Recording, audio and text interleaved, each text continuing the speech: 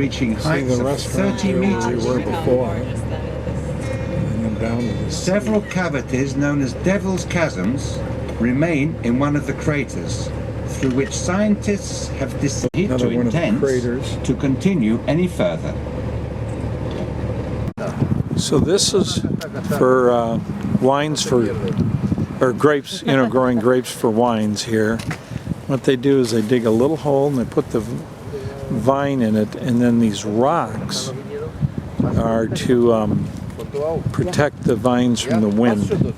We've seen hundreds and hundreds and hundreds of these on this part of the island.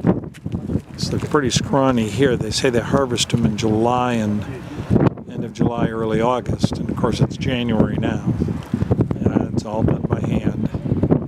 So we're in a little after lunchtime. We're in the center of Lanzarote, the island here. Church, and then across the way there is where we had lunch. That's our bus.